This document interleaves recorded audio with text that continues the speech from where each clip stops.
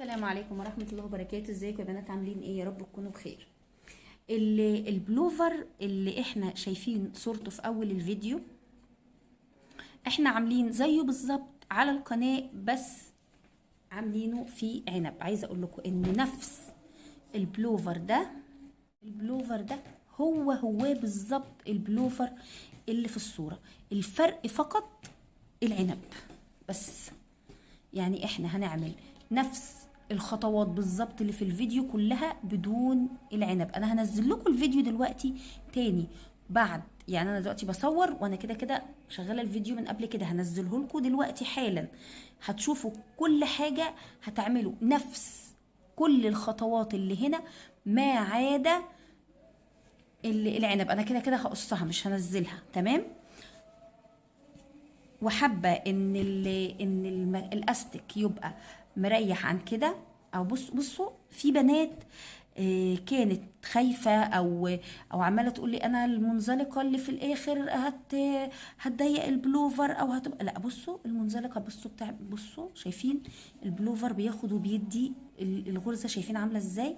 ستريتش خالص اهي خالص، يعني ما فيهاش اي مشكله.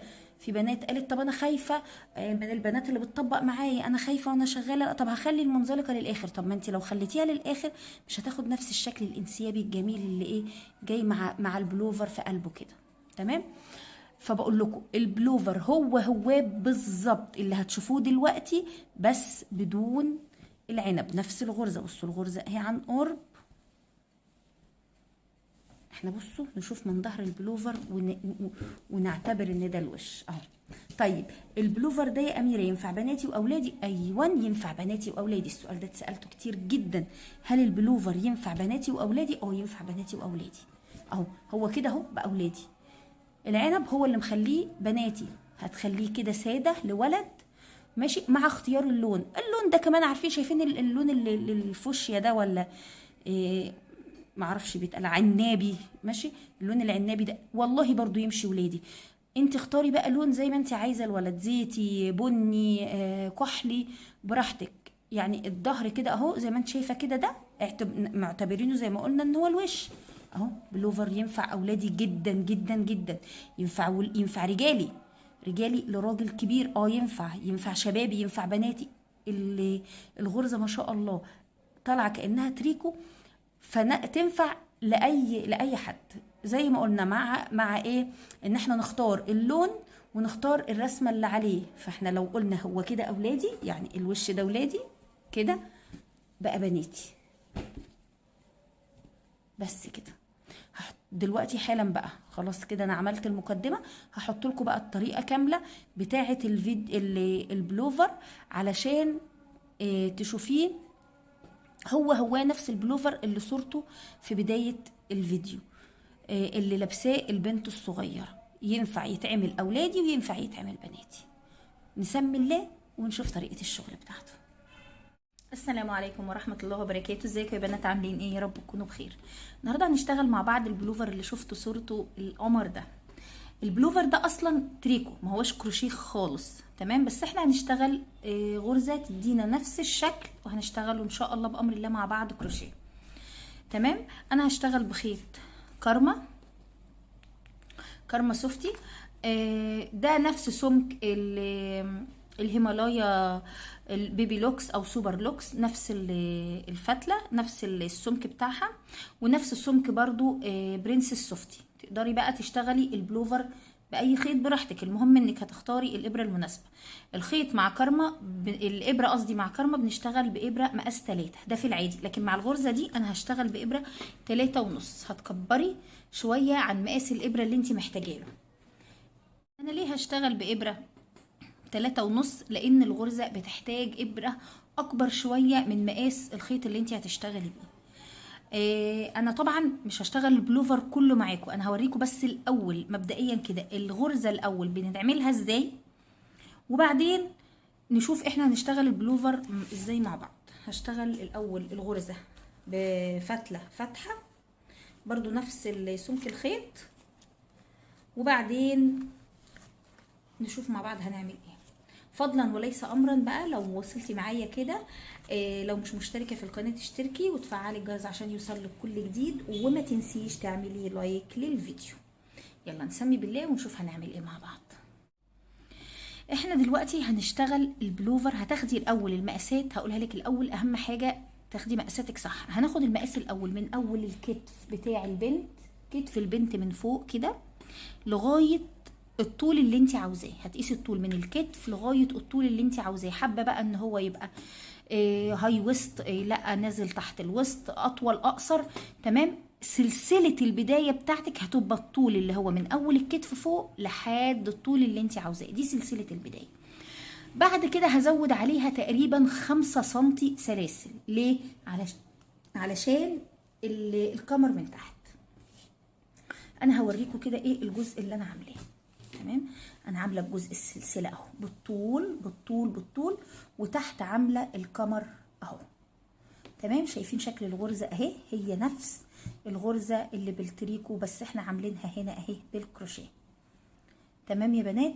انا زي ما قلت لكم خدت المقاس بالطول هنا كتف البنت اللي هي بنتي، وخدت الطول كله لغايه ما وصلت لغايه المكان اللي انا عاوزاه، وزودت 5 سنتي اللي هو الكمر بتاعنا اهو، ماشي.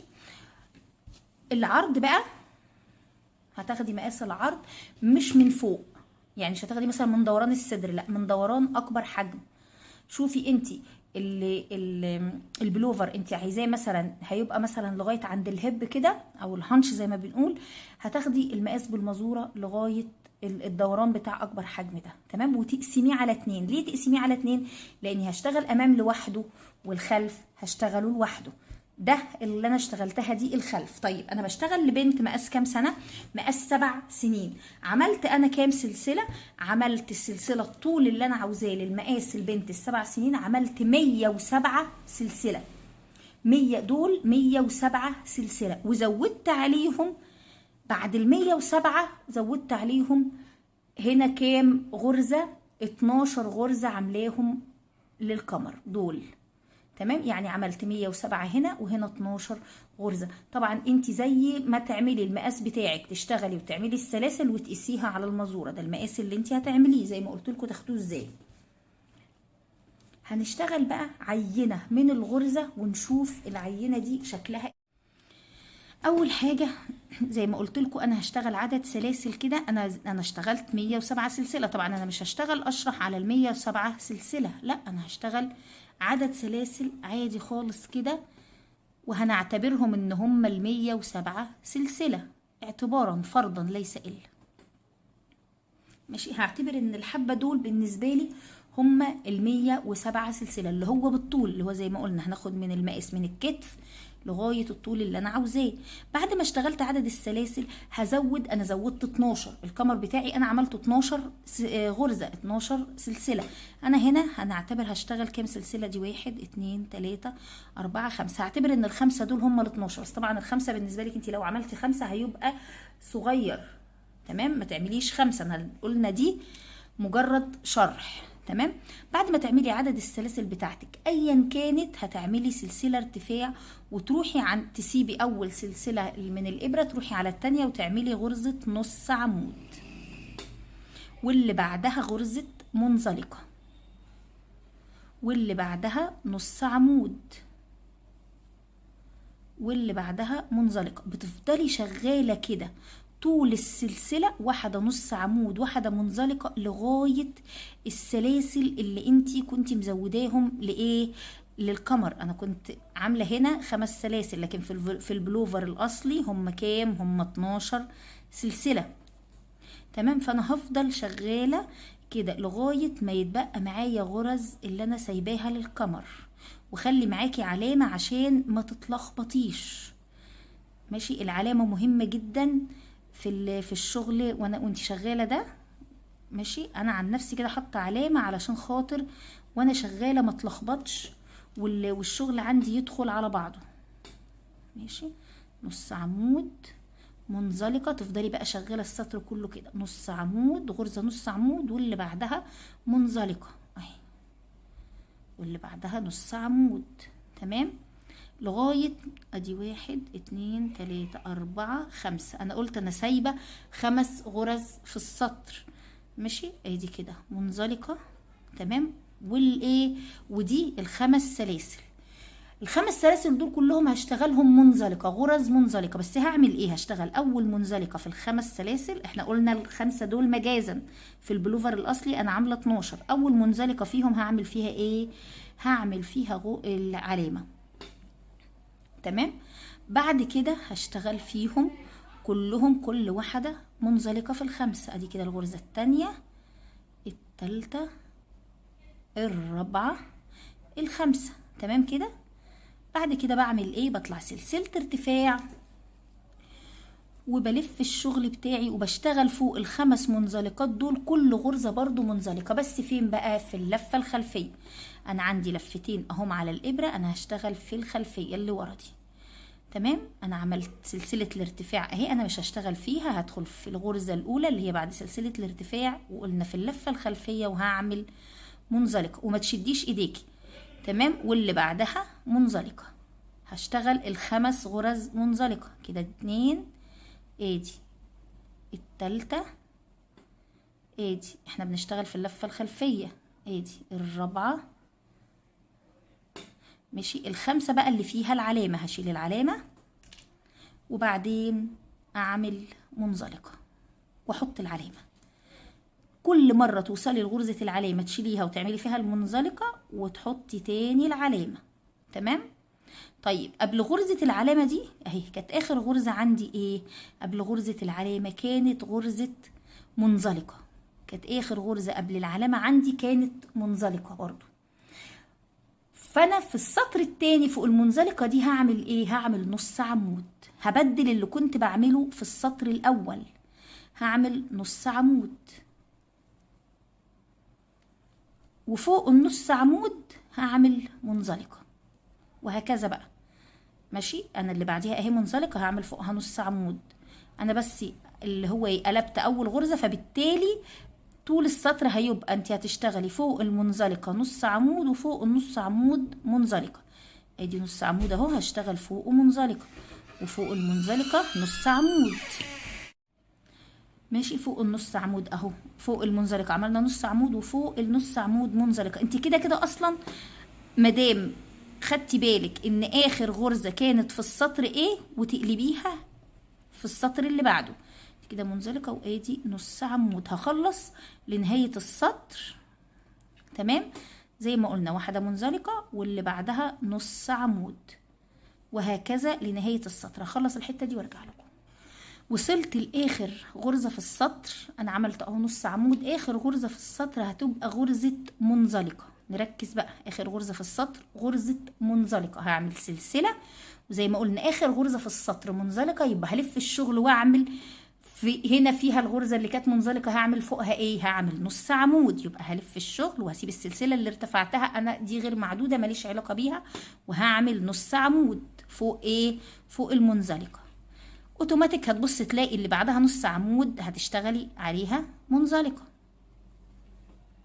بعد المنزلقة هنشتغل نص عمود، وهكذا، ماشي. واحدة منزلقة وواحدة نص عمود في اللفة الخلفية. كل شغلي في البلوفر في اللفة الخلفية. بعد ما عملت المنزلقة هعمل نص عمود. هفضل شغالة كده لغاية ما اوصل للعلامة وارجع لكم تاني. وصلت هنا للغرزة اللي قبل العلامة، انا عملت هنا دي فيها نص عمود. الغرزة اللي قبل العلامة على طول كانت اهي منزلقة، هعملها الغرزة اللي قبل العلامة على طول اهي منزلقة، تمام. بعد كده بشيل غرزة العلامة وبعمل فوق الخمسة منزلقة دول، بعمل 5 منزلقة وبرضو في اللفة الخلفية. بس هعمل اول واحدة في الخمسة وبحط العلامة بتاعتي. على فكرة مهم جدا زي ما بقول لكم العلامة هنا عشان ما تتلخبطوش، لان احنا شغالين، ده اللي هيفرق لي الشغل ده عن ده، عشان احنا شغالين بالتناوب. فوق النص عمود منزلقة وفوق المنزلقة نص عمود، تمام. عملت اول واحدة من الخمسة، وادي التانية، التالتة. خدي بالك ريحي ايدك شوية علشان خاطر الشغل ما يضايقكيش. 4 ماشي. والغرزة الأخيرة المنزلقة الأخيرة، تمام. سلسلة ارتفاع والف الشغل واطلع فوق الخمس منزلقات، برضو 5 منزلقة بس برضو في اللفة الخلفية. مش يعني ايه، عشان مش افضل اقول لكم كل سطر شغلنا في اللفة الخلفية. البلوفر كله كامل مكمل شغلي فيه في اللفة الخلفية، في الحلقة الخلفية، في الباك لوب. تمام. الخيط بس بينتش مني اهو. ودي الغرزة الرابعة، وهروح عند غرزة العلامة اشيلها واعمل الغرزة الاخيرة في المنزلقات دي، واعمل ايه، احط علامة. طيب فاكرين طبعا الغرزة اللي كانت قبل ما اشيل العلامة في السطر اللي قبل ده على طول اهو، الغرزة دي فاكرين كانت ايه، كانت منزلقة، فنعمل فوقها ايه، نص عمود، وبعدها منزلقة، وبعدها نص عمود، وهكذا لغاية ما اخلص الشغل بتاعي كله اهو. نص عمود، بعدي منزلقة، بعدي نص عمود.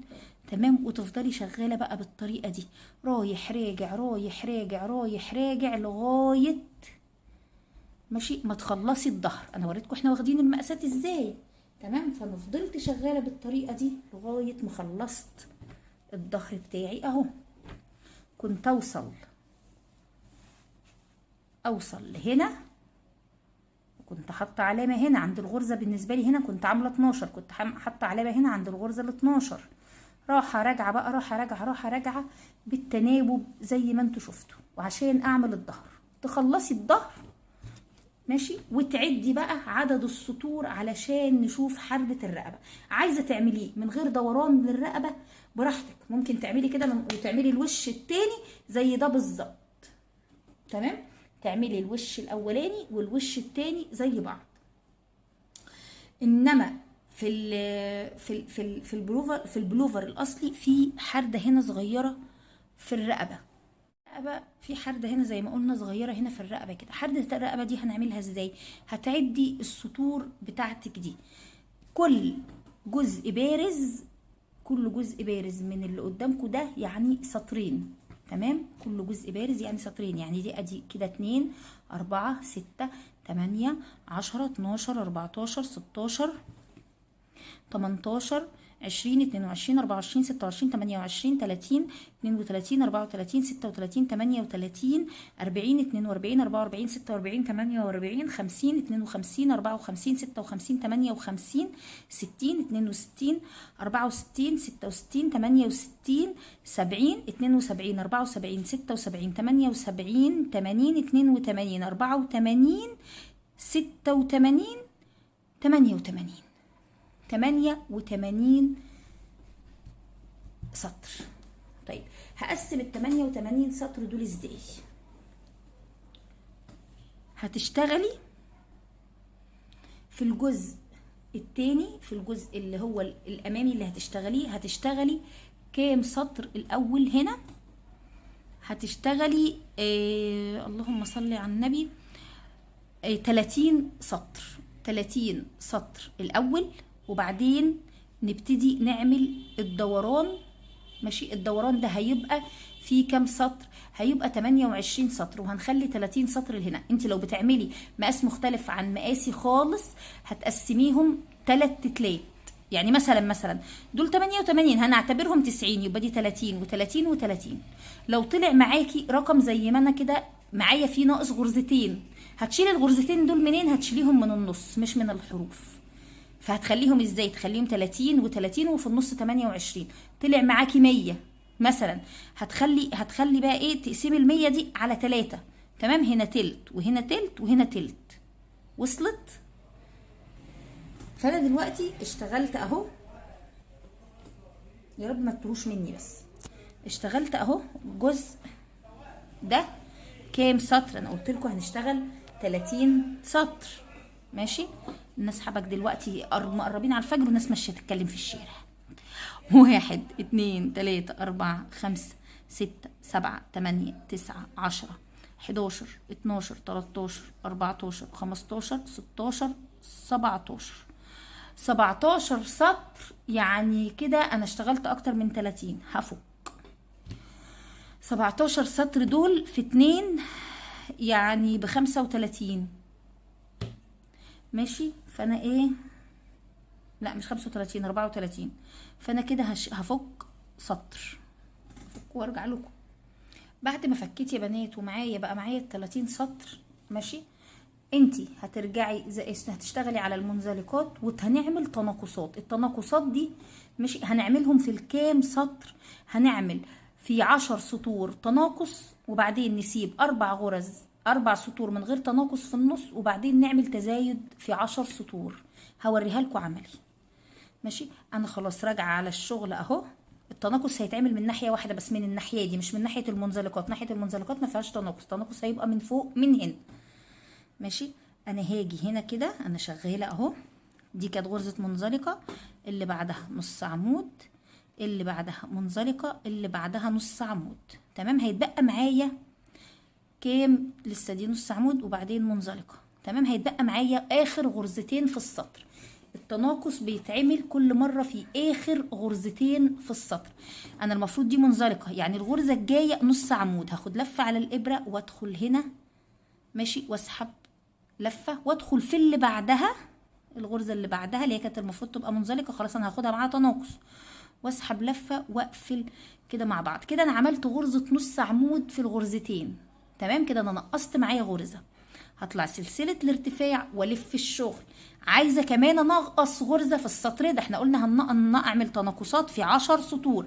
ادي اول سطر عملنا فيه تناقص، السطر اللي بعديه هنعمل برضو فيه تناقص. تمام، انا كنت عامله هنا نص عمود. تمام، انا هسيبه مش هشتغل فيه، وهروح على طول على اللي بعديه. اللي بعديه كانت ايه؟ احنا قافلين هنا على نص عمود، اللي بعديها على طول منزلقه. هشتغل، هسيب دي واشتغل على طول على اللي بعدها نص عمود. ما هي كانت منزلقه، اشتغلت فوقها نص عمود، سبت واحده ورحت دخلت في اللي بعدها. بعد كده اللي بعدها منزلقه، وهكمل بقى السطر بتاعي عادي خالص. تمام، وانا كده ابقى عملت ايه؟ عملت كده سطرين اهم. ده السطر التاني في التناقص، السطر اللي فات عملت في اخره وده عملت في اوله. كده باقي لي كام سطر تناقص فيهم من السطور اللي باقيه لي؟ 10. انا هخلص السطر ده. تمام، هخلص السطر ده لغايه المنزلقه واطلع سلسله ارتفاع وارجع تاني اشتغل عليهم لغايه ما ارجع هنا تاني عند اخر غرزتين. تمام، هخلص ده وهنا عند اخر غرزتين هرجع لكم. رجعت اهو يا بنات، خلصت السطر كده زي ما قلت لكم، ورجعت هنا تاني. اخر غرزتين في السطر اهم، انا عامله هنا غرزه منزلقه. اخر غرزتين دول المفروض هعملهم ايه؟ هعملهم نص عمود برضو بتناقص. هاخد لفه على الابره وادخل في الغرزه دي واسحب، وبعدين ادخل في الغرزه اللي بعدها واسحب، واخد لفه واخرج من اللفات كلها. وكده عملت تناقص بس بغرزة هنا نص عمود، فاطلع سلسلة ارتفاع. كده ده تالت سطر انا عملت فيه تناقص. السطر الجاي هيبقى الرابع. طلعت سلسلة ارتفاع وهسيب الغرزة اللي بعدها. تمام، الغرزة الاخيرة كانت ايه؟ كانت نص عمود. اللي بعدها هتبقى منزلقة. انا هسيب غرزة النص عمود وهدخل على طول في المنزلقة. بس هعمل ايه في المنزلقة؟ هعمل نص عمود لانها منزلقه. احنا قلنا بنشتغل فوق المنزلقه نص عمود. تمام، والافضل عشان ما تتلخبطيش وانت بتعملي التناقص علمي الغرزه الاولى.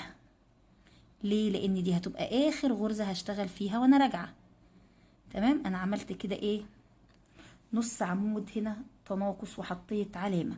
بعد النص عمود هدخل اشتغل بقى منزلقه وابدل زي ما انا كنت شغاله اهو. نص عمود واللي بعدها منزلقه، نص عمود واللي بعدها منزلقة، وهكذا.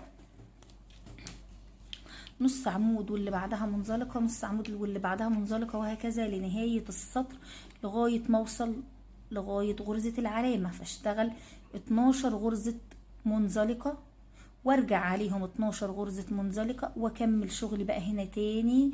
منزلقة نص عمود، منزلقة نص عمود، منزلقة نص عمود، لغاية ما ارجع برضو واسيب غرزتين في اخر سطر هعمل فيهم تناقص. تمام، وبعد كده السطر اللي بعديه هعمل تناقص وارجع تاني. تمام، انا كده زي ما قلنا السطر اللي انا علمته ده رابع سطر تناقصت فيه. ماشي، هروح وارجع هيبقى الخامس والسادس. تمام. هفضل شغالة كده لغاية ما اتناقص كام سطر؟ 10 سطور.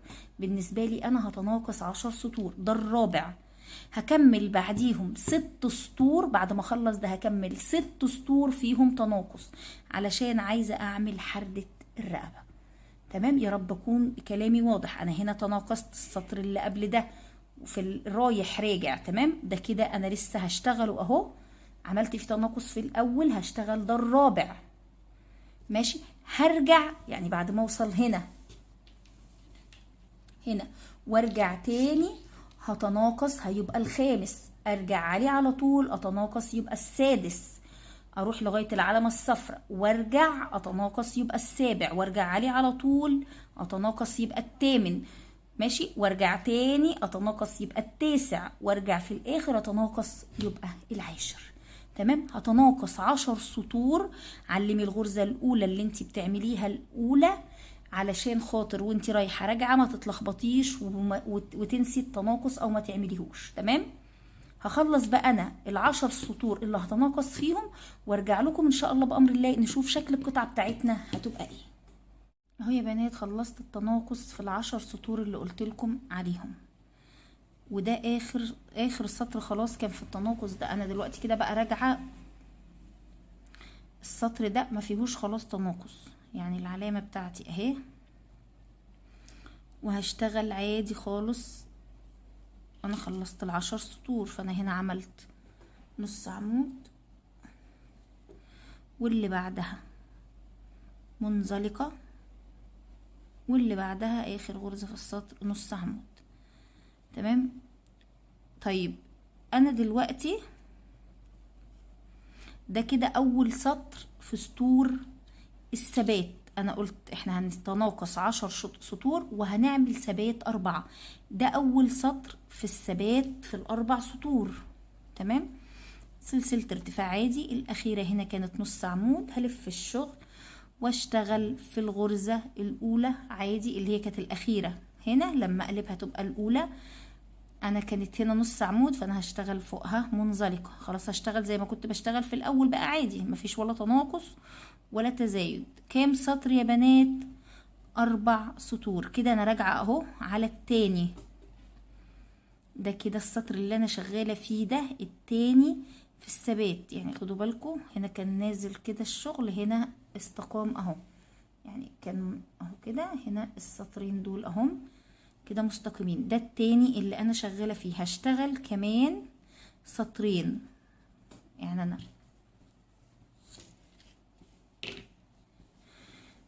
جيت من تحت من هنا كده لفوق بعد ما خلصت التناقص. ادي اول سطر ثبات. العودة اللي انا راجعاه ده هيبقى التاني، هرجع تاني من تحت لفوق هيبقى التالت. تمام. وبعد كده من فوق لتحت هيبقى الرابع. تمام. هخلص ال4 سطور ثبات وارجع لكم ان شاء الله. خلصت يا بنات ال4 سطور ثبات اهم. شايفين شكل الحرد عامل ازاي؟ تمام. بعد ما خلصت ال4 سطور ثبات دول، انا انتهى بيا الشغل هنا لتحت، فاطلع سلسلة ارتفاع والف الشغل. وزي ما احنا عارفين احنا هنا شغالين على 12 غرزة، 12 غرزة المنزلقة للقمر هشتغلهم، وبعدين هطلع لغاية فوق. بس السطر ده هنعمل فيه تزايد في اخر غرزة زي ما كنا بنتناقص. احنا عايزين نرجع تاني للعدد بتاعنا اللي هم كانوا 107. تمام. فهرجع لهم ازاي؟ زي ما كنت بتناقص غرزة كل سطر، هتزايد غرزة كل سطر. تمام. كانت عندي هنا اللي قبل العلامة كانت منزلقة، يبقى اللي عليها الدور نص عمود، وهكذا بقى ايه لنهاية السطر. تمام. هشتغل اهو على الغرز دي لغاية اخر غرزة، وهنرجع عشان نشوف بنعمل التزايد ازاي. تمام. انا كده خلصت اسطر التناقص 10 و4 ثبات. هرجع دلوقتي بقى كده، ده اول سطر في ال10 اللي هتزايد فيهم كل سطر. ال10 تناقص اللي عملتهم هنا هرجع ازودهم تاني هنا. تمام. هخلص لغاية النهاية وهرجع لكم ان شاء الله. هخلص بس السطر ده. وصلت لاخر غرزة في السطر اهو يا بنات. تمام، انا عملت اللي قبل الاخيرة كانت نص عمود، اللي بعدها هتبقى منزلقة. هعمل فيها غرزة منزلقة، وفي نفس المكان هعمل نص عمود، عشان كده انا بعمل تزايد. عملت تزايد في الغرزة الأخيرة اشتغلت فيها منزلقة اللي هي كان عليها الدور، واشتغلت فيها نص عمود اللي هي غرزة التزايد. خلينا فاكرين آخر حاجة نص عمود، هطلع سلسلة ارتفاع وهدخل اشتغل فوق النص عمود دي. فوق النص عمود دي هشتغل غرزة منزلقة. تمام، منزلقة، وهعمل برضو فيها تزايد. تمام، بعد ما عملت المنزلقة في نفس المكان هعمل نص عمود. تمام، يبقى انا كده عملت ايه؟ عملت تزايد في السطر اللي فات في اخر غرزة، وعملت تزايد تاني في السطر اللي فوق على طول في اخر غرزة. ليه؟ لان انا كده عايزة اتزايد 10 سطور. انا عملت كده السطر الاخر غرزة تاني هقولها لكم تاني. ماشي، اخر غرزة في السطر ده اهو. تمام كده نص عمود، واخر غرزة هنا في السطر ده هعمل فيها منزلقة.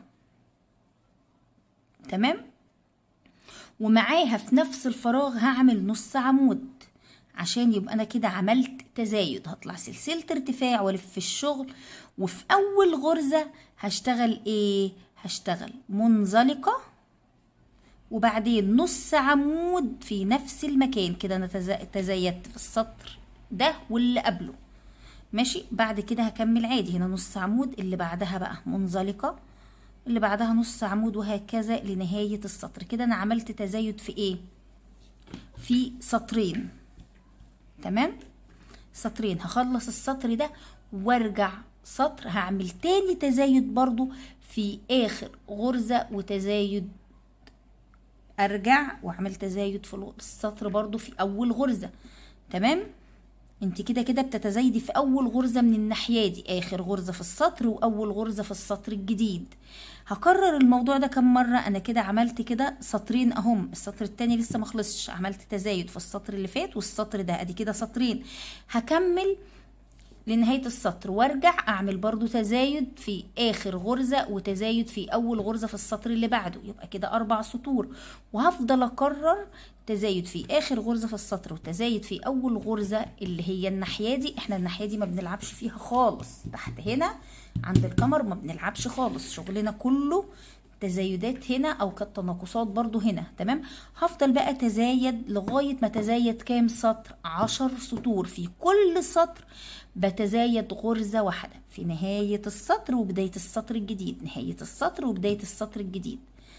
يا رب ما تكونوش تهتوا مني. هخلص بقى انا ال10 سطور ثبات ونرجع تاني ان شاء الله مع بعض. انا كده هقول تاني خلصت. عملت تزايد في اخر غرزة في السطر اللي فات، وتزايد في اول غرزة في السطر الجديد. هكمل بنفس المنوال ده 10 سطور وارجع لكم تاني. خلصت يا بنات ادوار التزايد. زي ما انتم شايفين الشكل بقى عامل ازاي، واخد الكيرف ده اهو، الكيرف الدائري. كده بقى المفروض هشتغل ايه؟ هشتغل نفس عدد الادوار اللي اشتغلتها دي، اللي هو من اول ما ابتديت الخالص لغاية التناقص. عدد السطور دي بالظبط انا اشتغلت 30 سطر. عدد السطور دي هرجع اشتغلها بقى هنا برضو بدون بقى تزايد او تناقص. يعني انا وصلت هنا للنهاية اهو،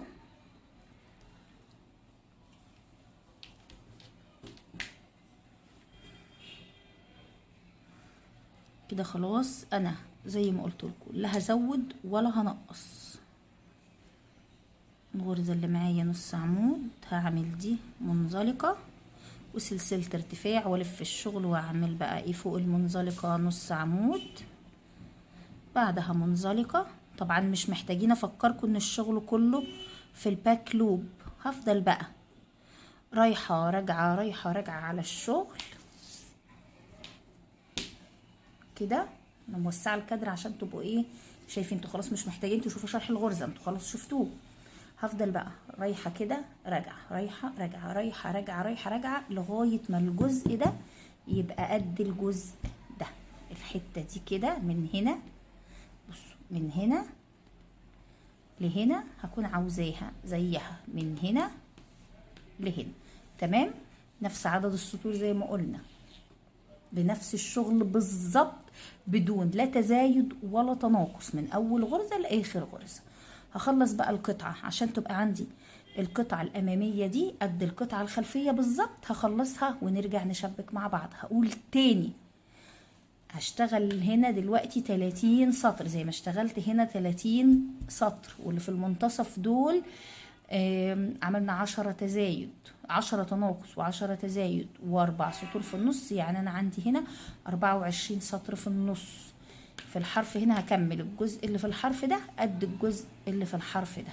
اشتغلي كده وبصي وعدي سطورك هنا، دي 1 2 3 4 5 وهكذا، وهنا زيهم، وتبقى الحته دي قد الحته اللي ورا، بس الحته الخلفيه اللي ورا ما فيهاش حرده الرقبه. هخلصها وارجع لكم تاني ان شاء الله. خلصت يا بنات الجزء اهو زي ما انتوا شايفين كده، ده الجزء الامامي بقى قد الجزء الخلفي بالظبط، وعدد السطور واحده. نحطهم على بعض قد بعض بالملي. فاحنا كده دلوقتي هنعوز نعمل ايه؟ هنعوز نجمعهم. انا ما قطعتش الخيط علشان هوصل هنا. انتي هتحطي كده الجزئين على بعض. تمام. عايزه تخيطي الاجزاء بابره التنظيف وبالخيط عادي براحتك، انتي اهم حاجه بس هتخيطي بنفس الخيط اللي انتي شغاله بيه. بصوا شايفين الجزئين وهم على بعض القطعتين. احنا هنخيط ازاي بقى؟ هنخيط فين؟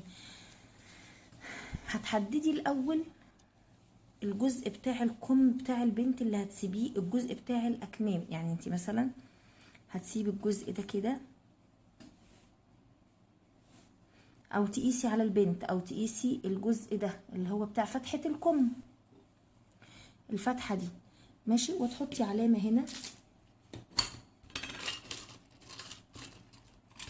طيب بجيب علامة بس، وليكن كده. تمام. هنقفل بقى، تعملي بصي علامة كده وعلامة كده ماشي، والناحية التانية كذلك، وتقيسي على البنت تشوفي بقى الكم كده مظبوط ولا مش مظبوط ولا كده. وبعد كده هتعملي ايه؟ هتقفلي من تحت خالص من هنا، من اول غرز المنزلقة من هنا لغاية العلامة اللي انتي حطاها دي، وهتسيبي دي طبعا من غير تقفيل عشان دي اللي هيطلع منها ايد البنت. تمام. هتعملي الموضوع ده الناحية دي والناحية التانية. وفتحة الرقبة هتسيبيها ماشي برضو، هتقيسي. هنقفل بقى من العلامة دي ونقفل هنا ونسيب ايه، مش لغاية فتحة الحوض اللي انا عاملاها، لا هتسيبي كمان ايه 3 4 5 غرز كده، 3 4 5 سطور. طبعا انا بعد التصوير عشان خاطر يبقى كل حاجة باينة ماشي. وليكن كده هحط علامة هنا. تمام. برضو قيسي على البنت وشوفي انت حابه الفتحه تبقى كده، عايزه اوسع من كده، اضيق من كده. الفتحات فتحه الحوض او فتحه الاكمام حسب ما انت حابه، الكم يبقى واسع او ضيق، اللي فتحه الحوض تبقى ضيقه او واسعه. تمام. وهنيجي هنا نفس 1 2 3 2 3 اللي انت سايباه هنا هتسيبيه الناحيه التانية، وتقيسي على راس البنت ماشي. وهتقفلي برضو من فين؟ من هنا لغاية هنا، وكذلك من هنا لغاية هنا. طيب احنا هنقفل مع بعض حتة وبعدين هقفل الباقي كده لوحدي زي ما قلت لكم. هقول تاني قبل ما اقفل، انا هقفل من تحت من هنا، من عند المنزلقات من تحت لغاية هنا ماشي. ليه من تحت لفوق؟ هقولك ليه. علشان على ما تقفلي ده وتقفلي ده وبرضو الناحية التانية من تحت لفوق، وتيجي تقيسي على البنت فرضنا حبيتي تبحبحي الكم شويه، لا طلع ضيق طلع واسع بعد ما تقفلي خالص، يبقى سهل تحلي من هنا غرزه او غرزتين وتوسعي او تضيقي. انما لو انت قفلتي من هنا لتحت هتقومي فكه كل ده وراجعه عايده تاني. تمام، هنقفل من تحت لفوق عشان يبقى سهل لو انا حابه اعدل قبل ما اشتغل الاكمام. ماشي، طيب هنقفل ازاي؟ قدامك حل من اتنين براحتك. ماشي، انت معاكي شغلك اهو زي ما قلنا. انا هقفل من هنا لغايه العلامه دي، يا اما تشتغلي كده منزلقه انا ما قطعتش الخيط زي ما قلت لكم. ماشي، هتحطي الشغل قدام بعضه كده كده. على فكره في حاجه مهمه، انت الوش زي الظهر لان احنا شغالين رايح جاي، ان كانت القطعه دي او القطعه دي. دلوقتي حالا هحدد الوش من الظهر ازاي.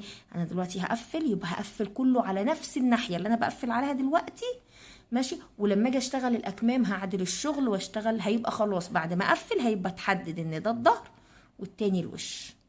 تمام، هقفل كده، ادخل غرزه مع يعني الغرزه دي اهي، واخدها مع اللي قدامها وتعملي يا اما حشو يا اما منزلقه براحتك. تمام اهو، انا هقفل بغرز حشو. تمام اهو، غرزه قدام غرزه. وتقدري الحاجه التانية تعملي ايه، انك بدل لو انت مش عايزه تقفلي بابره الكروشيه هتقطعي الشغل خلاص، مش هتسيبيه موصول زي ما انا عامله، وتسيبي حته خيط فيه وتلضميها بابره التشطيب او ابره التنظيف وتخيطيها خياطه. تمام، هوسع لكم الكادر زي ما انا بعمل كده اهو. ابره الكروشيه بشتغل غرزه حشو. عايزه تعملي بمنزلقه براحتك. انا بعمل بغرزه الحشو ليه؟ علشان خاطر يبقى عندي الظهر بارز والوش مش بارز، يبقى انا كده معلمه الظهر من الوش، بحيث ان ايه ده، الجيران بيعيط عندهم دلوقتي. لا حول ولا قوه الا بالله العلي العظيم. غرائب وطرائف اميره وهي بتصور. عارفين الساعه كام دلوقتي؟ والله العظيم الساعه 3:30 الفجر، 3:30. معرفش مين بيعيط عند الجيران. تمام كده شايفين؟ طيب هنبص كده. انا طبعا هقفل لغايه هنا، بقفل لغايه العلامه ما انا معلمه وسايبه الرقبه. تمام، واقيس بقى براحتي على بنتي، او انت طبعا بتبقي واخده المقاس مسبق. ماشي، بعد ما بقفل لغايه هنا بقطع الخيط واوصل من هنا من بره لجوه. ليه من بره لجوه؟ توصلي من بره لجوه عشان لو حبيتي توسعي تبقي سهل، زي ما قلت لكم من عند تحت الابط تبقى سهل تفكي غرزه وتوسعي او تشتغلي غرزه وتضيقي، وهكذا زي ما بنقفل من هنا. احنا قفلنا من بره لجوه هنا علشان برضو لو حبيت بعد ما اخلص خالص قبل ما اعمل الاكمام اقيسه على البنت، حسيت ان انا مثلا عايزه ايه، اوسع شويه في الرقبه، اوسع شويه تحت الابط، هيبقى معايا كل حاجه متاحه ان انا اظبط فيها، لاني انا شغاله على عدله الشغل على المظبوط من بره لجوه. تمام، طيب بعد ما خيطت كده نشوف شكلها في التقفيل. بصوا ادي الوش ده هيبقى الوش، شايفين شكله عامل ازاي؟ وده الظهر كده اهو في خط. حابه ان انا بحب اقفل بحشو مش بمنزلقه علشان يعمل لي الخط ده، علشان خاطر وانتي بتلبسي بنتك البلوفر او ابنك يبقى واضح كده قدام منك وضوح الشمس الظهر من الوش، مش بعد ما تلبسي للطفل او اي حد يلبس البلوفر تبص تلاقي الوش غير انت لابساه بالمقلوب. بتحصل على فكره، والله بتحصل. شكل العلامه ملهاش لازمه. تمام كده اهو، انا قفلت. انا بس قصدي ان انا استنى معاكم لغايه ما اقفل الناحيه دي. تمام، واقطع الخيط بعد ما قطعت الخيط. تمام، وهتنضفي الخيط بتاعك في الشغل. عايزه تنضفي بابره التنظيف تمام، تنضفي بابره الكروشيه زي ما بعمل براحتك. انا بس بنضف كده على عجله وهسيب شويه فيها وهكمل بابره التنظيف. كل ما كان تنظيفك فيه امان للشغل ده بيخلي شغلك بعد كده في الغسيل والحاجات دي يبقى استعماله يعني ايه في عمر كده ليه. ادي الوش اهو، شايفين الوش؟ تمام، وادي الظهر. طبعا انا قطعت الخيط خلاص. ماشي، وراح فين الخيط بتاعته ونهايته شابك في بعضه، ما علينا. الخيط اهو، بس دوت انا كنت سايبه حته في الشغل عندي من تحت هقفل بيها من تحت. ماشي اهو، انا قفلت كده الجزء ده اهو.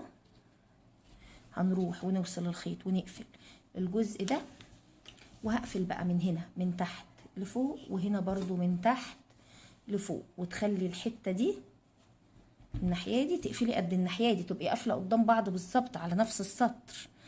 طيب انا دلوقتي شغلي بالطول، هعرف نفس السطر ازاي؟ بعد ما تقفلي اعملي كده كده، وعلمي الناحيه دي تبقى قدامها بالظبط، وتحطي علامه وتقفلي زي ما قلنا بقى ايه، من هنا من تحت لفوق، ومن هنا من تحت لفوق، بنفس الطريقه، بإبرة الكروشيه وبغرزة الحشو، زي ما انت حابه تقفلي بمنزلقه توكلي على الله، حابه تقفلي بإبرة التشطيب برضو توكلي على الله، وفي كل الأحوال احنا متوكلين على الله. هقفل بقى البلوفر من جميع الجهات، مش جميع الجهات كلها، الجهات اللي هي المفروض تتقفل هقفلهم وارجع لكم بقى ان شاء الله بأمر الله، عشان نعمل مع بعض الكم، ونعمل مع بعض الكولا اللي على الرقبة اهو يا بنات. بعد ما قفلته من الجنبين، شايفين حتى غرزة النص عمود اللي قفل ده الظهر على فكرة، شايفين مفيش فرق اهو شكله. وادي الوش، بصوا ما شاء الله التقفيل اهو نضيف ازاي. قفلت الجهة دي اهي لغاية الكم اهي. تقفيل بقى من ناحيتين، سايبين بس الجزء بتاع الكم، وقفلنا من هنا وسايبين الجزء بتاع الرقبة. هنيجي هنا عند الأكمام، هنعمل الكم بالطول. هتقيسي يعني هتلبسي البلوفر للبنت اللي انت بتعمليه لها، وانا ما قطعتش الخيط. هتقيسي الكم بتاعها طول الدراع من هنا، الجزء ده كده بيبقى تحت الإبط، هتقيسي دراع البنت من عند تحت الإبط لغاية طول الكم اللي انت عاوزاه، وبناء عليه هنعمل سلسلة بالطول ده. انا طول الكم عندي طلع هشتغل 75 غرزة سلسلة، تمام. هشتغل 75 غرزة سلسلة، 5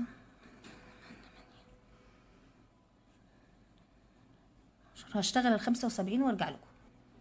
بعد ما عملت ال 75 سلسلة اهم، تمام. انا طالعه من عند تحت الإبط واشتغلت 75 سلسلة. ال 75 سلسلة دول هاخد منهم 8 للإسورة، للجزء اللي بيبقى هنا الإسورة دي، تمام.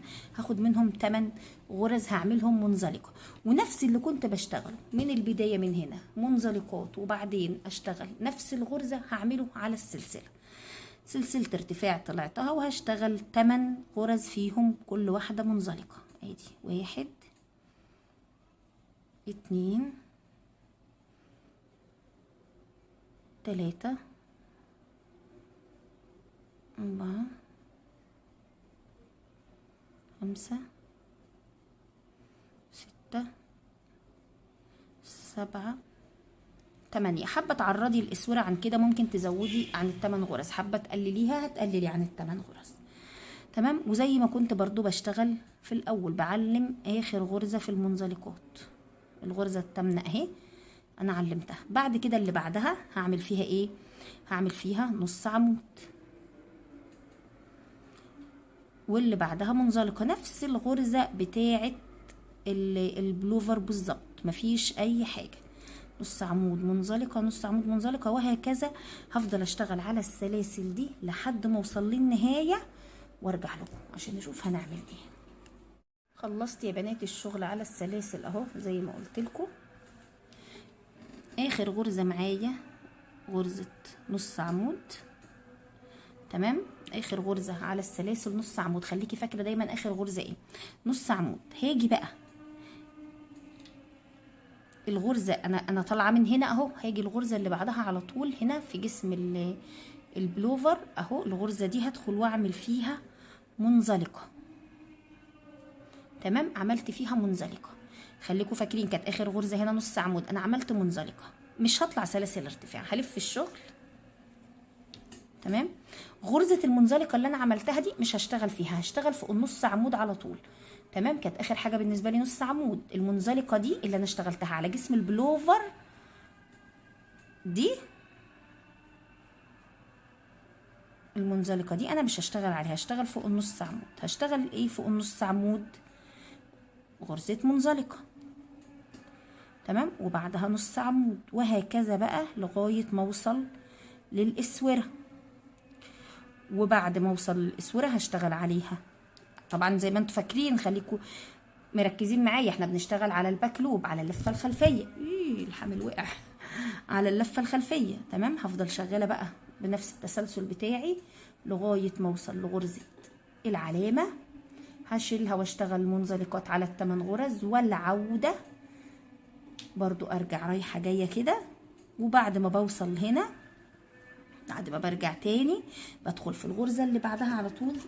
بشرح لكم الغرزه اللي بعدها، برجع ادخل فيها اهي واعمل منزلقه، وما بشتغلش فوق المنزلقه، بلف الشغل واشتغل على الغرزه اللي قبلها، وهكذا لغايه ما الجزء ده كله يتحوط بنفس الطريقه. انا هكررها معاكم مره علشان خاطر، يعني هكررها معاكم مره كمان علشان خاطر ايه ما تروش مني. انا هنا نص عمود، اللي بعدها منزلقه، هكمل السطر لغايه الغرز المنزلقات وارجع. وفي العوده هنا هنشوف هنعمل ايه مره كمان علشان خاطر يعني ما يبقالكوش حجه بقى.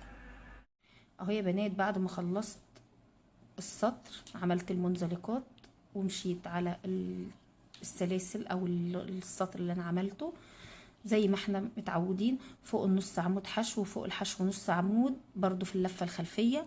واخر غرزه معايا في السطر غرزه حشو. بدخل هنا في جسم البلوفر في الغرزه اللي عليها الدور، وبعمل منزلقه. والمنزلقه دي ما بشتغلش فوقها، بلف الشغل اهو، ومن غير ما اطلع هنا سلاسل ارتفاع، واروح على طول على النص عمود اشتغل فوقها ايه منزلقه.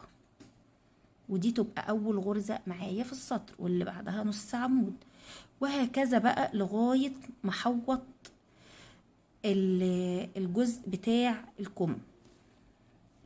يعني هفضل شغاله كده بنفس الطريقه دي رايح جاي. هتبص تلاقي انت بتشتغلي كده هنا هنا هنا كده.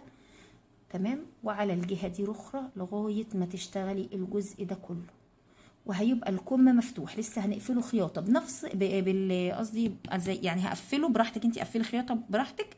انا هقفله بنص عمود زي ما قفلت الجزء ده والجزء ده. تمام. فهتفضلي شغاله بنفس الطريقه دي، تطلعي على الجزء اللي بره ده بتاع الكم، وترجعي تدخلي هنا بمنزلقه وما تشتغليش فوقها، وهكذا لغايه ما نقفل دي. هخلص الكم وارجع نقفله مع بعض ان شاء الله بامر الله. خلصت اهو يا بنات الكم، والكم التاني كمان خلصته. انا قفلت الكم ده، هنقفل مع بعض الكم ده. طبعا بعد ما بتعملي الاكمام وتبقي متاكده ان عدد السطور 1.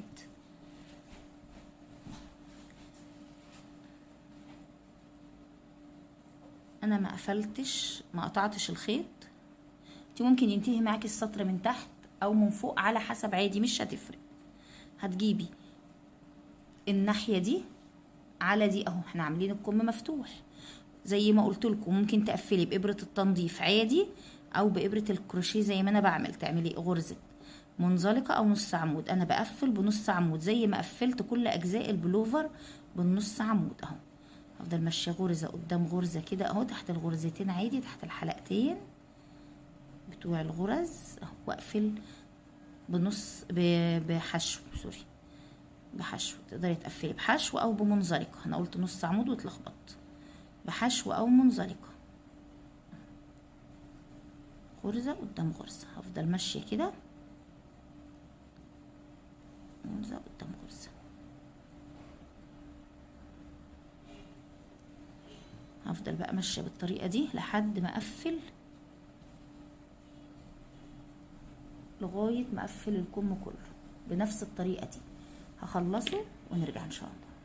بعد ما خلاص يا بنات قفلت الكم اهو، والكم التاني طبعا انا مقفلاه. البلوفر اصلا انا كنت شغلي كل ده على الظهر، التقفيلات وكل ده على الظهر. علشان خاطر كل يعني ما تعمليش مثلا تقفلي البلوفر على الوش والكم على الظهر، لا، تاخدي بالك كويس جدا انك مقفله على الظهر. بعد ما بقفل على الظهر بعدل البلوفر علشان اعمل الرقبه او الكولا، الرقبه اللي هنا. تمام. البلوفر اهو بعد ما اتعدل، وادي الاكمام، الجزء بتاع الاكمام اهو.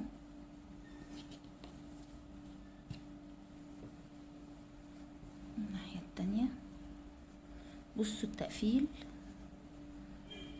اهو، تقفيل الاكمام. بصوا ده التقفيل مش باين، شايفين؟ يعني انا مقفله من هنا مش باين التقفيل اهو. هنيجي بقى نعمل اللي نشتغل هنا على الكولا. تمام. احنا هنشتغل على الجزء ده، على على عدلة البلوفر، على الوش مش على الظهر. هجيب الخيط بتاعي وهوصل من الجنب من هنا، ممكن توصلي من اي حتة حوالين الرقبة اهي. هوصل الخيط بتاعي وهطوق الجزء ده كله بغرزة حشو عشان اشتغل عليها الكولا اهو، بغرزة حشو.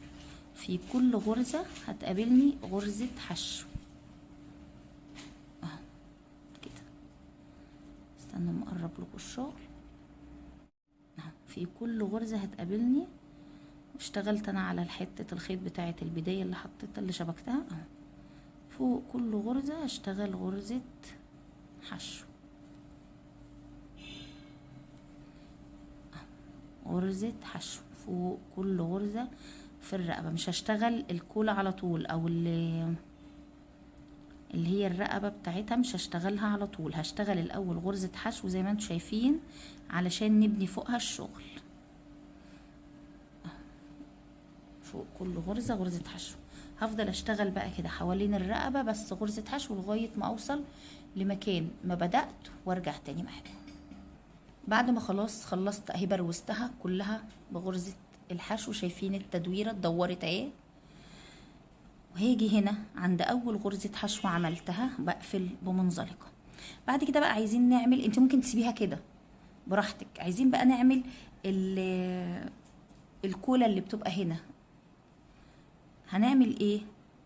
هتحددي انت عايزة عرضها تبقى قد ايه. هنعمل وليكن 7 غرز سلسلة، 1 2 3 4 5 6 7. تمام. بسيب الاولى وبدخل في التانية واعمل منزلقة، واللي بعدها منزلقة على السلاسل، واللي بعدها منزلقة.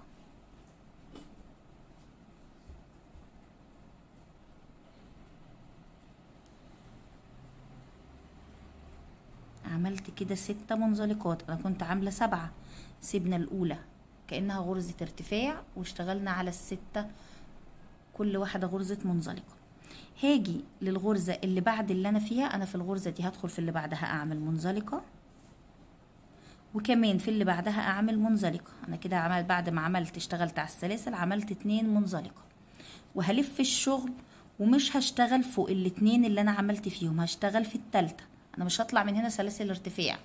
تمام. هسيب المنزلقتين اللي انا عملتهم على جسم البلوفر وهدخل في التالتة اللي هي ايه، بداية ال6 بتوع السلاسل. تمام. هسيب الاتنين زي ما قلنا وهدخل في التالتة على طول اعمل غرزة منزلقة في اللفة الخلفية. لو ايه صعبت عليكي شوية معلش، علشان احنا لسه في اول سطر.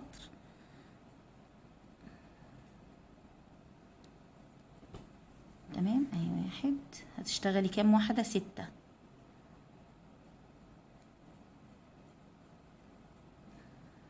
2. بحبحي ايدك شوية عشان ما تضيقش معاكي زي ما انا ضيقت مني كده.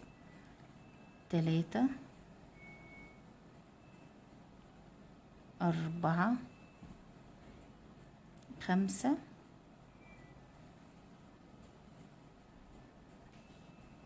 وادي السادسة. بعد كده هطلع سلسلة ارتفاع غير معدودة ما بنعدهاش، الف الشغل بتاعي وادخل فوق ايه اسيب السلسله اللي انا ارتفعتها مش بشتغل فيها، بشتغل فوق الست غرز منزلقه، 6 غرز منزلقه. ادي 1 في اللفه الخلفيه. احنا قايلين من اول البلوفر ان كل شغله في اللفه الخلفيه. ادي 3 4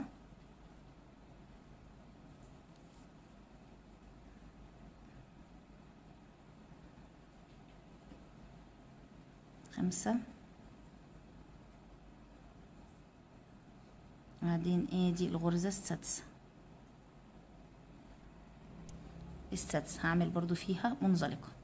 تمام. بعد كده بعمل ايه في جسم البلوفر؟ انا عملت على ال6 غرز اهم بتوع السلاسل دول. ماشي. هعمل ايه في جسم البلوفر؟ هدخل في الغرزة اللي بعدها اعمل منزلقة، واللي بعدها اعمل منزلقة. كده انا عملت منزلقتين على جسم البلوفر.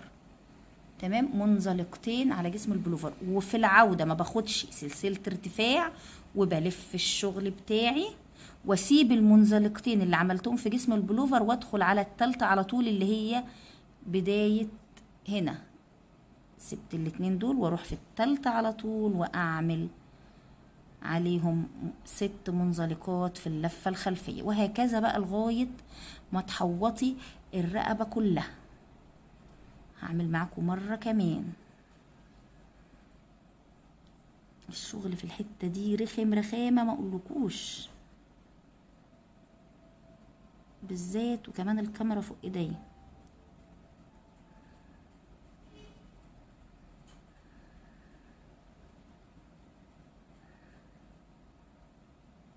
اخلصهم انا ال6 دول وارجع عشان اشتغل كويس. بعد ما بتشتغلي على ال6 منزلقات دول زي ما قلنا ما بتدخليش انت، خدي بالك انت طالعه من الغرزه دي اهو، انا بدخل في اللي بعدها في جسم البلوفر، في اللي بعدها اعمل منزلقه واللي بعدها كمان منزلقه. قلنا احنا بنسيب في جسم البلوفر 2 منزلقه ونلف الشغل، ما بنشتغلش عليهم وما بناخدش سلسله ارتفاع هنا، بناخدها في الاول هنا، لكن في عند جسم البلوفر ما بناخدش سلاسل ارتفاع. ال2 منزلقه اللي انا عملتهم على جسم البلوفر ما بشتغلش فيهم، بروح على طول على التالتة من هنا اللي هي بدايه ال6 دول. بسيب 2 اهم وادخل في التالتة واعمل منزلقه. وريحي ايديكي علشان خاطر ما تعذبيش وانتي شغاله فوق المنزلقات، بيزهقوا. تمام. ادي 1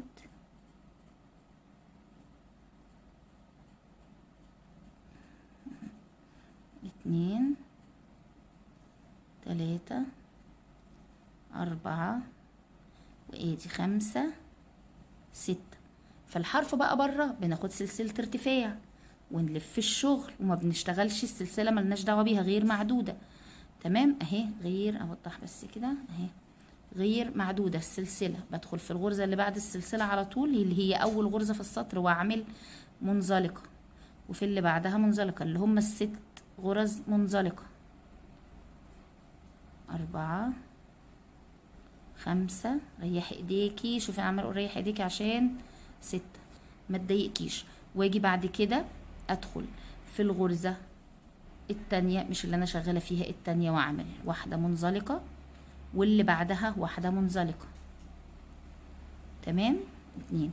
وارجع تاني واشتغل عليهم وافضل اكرر الموضوع ده لغايه ما احوط الرقبه كلها بنفس النظام ده. هخلص بقى الرقبه كلها ماشي وارجع لكم ان شاء الله بامر الله. اهو يا بنات بعد ما خلصت طوقت الرقبه كلها اهي، شايفين الشكل؟ بس طبعا لسه مفتوح ما قفلتوش. اتلمت ازاي وخدت الشكل الدائري من قدام دي الامام. شايفه اهو الشكل الدائري سنه كده ده. بعد كده من الجنب اهو هنقفل، بس خلي بالك انت هتقفلي على الظهر مش الوش، فتاخدي بالك من الجزئيه دي. هاجي كده على الظهر. تمام. حابه تقطعي الخيط وتوصلي براحتك، انا سلكت الخيط لجوه اهو. انا بقفل على الظهر وبدخل برضو بقفل بنفس الطريقه اللي قفلت بيها كل الشغل بتاعي، غرزه قدام غرزه وغرزه حشو. تمام. بقفل كده بس. كده البلوفر بتاعنا تقريبا خلص. فاضل بس العنب اللي محطوط عليه من الامام ومن الاكمام. في بقى حاجه مهمه حابه اقولها. انت لغايه كده، لغايه البلوفر ما انا عاملاه كده، ثواني اقطع الخيط. قطعت الخيط خلاص اهو، وقفلت الشغل بتاعي. هخفي بقى كل الخيوط دي، هنخفيها مع بعض دلوقتي. ماشي. انا لغايه ما خلصت البلوفر كده اهو. الست كوكي قاعده لنا على الترابيزه اهو، شايفين؟ لغايه ما البلوفر خلص بالشكل ده. البلوفر كده ينفع بناتي واولادي.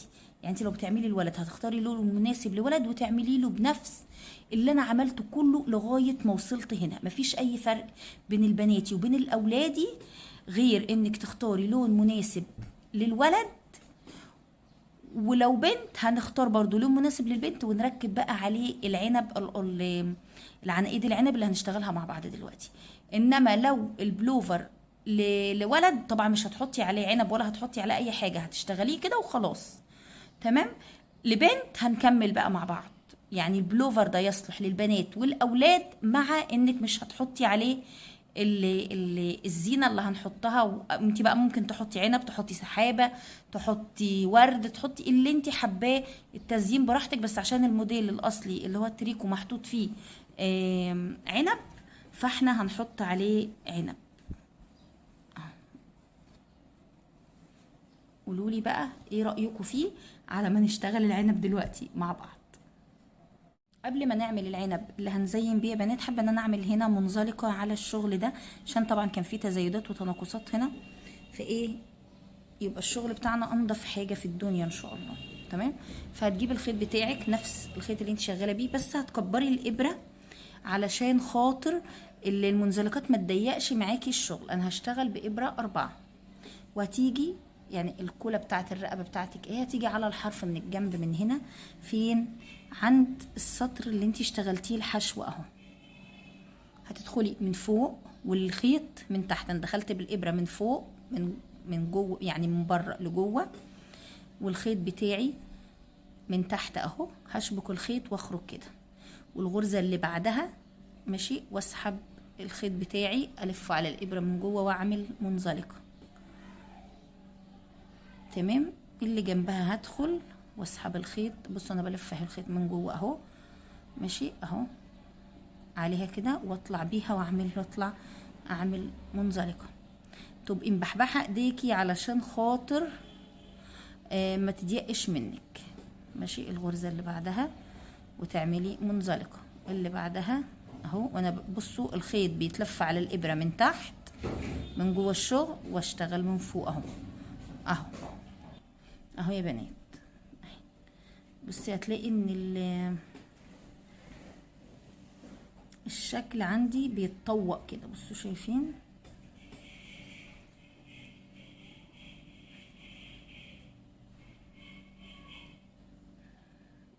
عايزه اوريكم شكلها اهو. بصوا هتطوقي بقى الكوله كلها لغايه ما توصلي للمكان اللي بدأتي فيه، وبعدين تقفلي الشغل. تمام. شايفين؟ غرزه غرزه اهو اهي.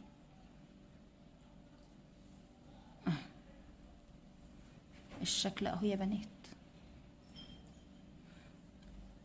هكملها انا بقى.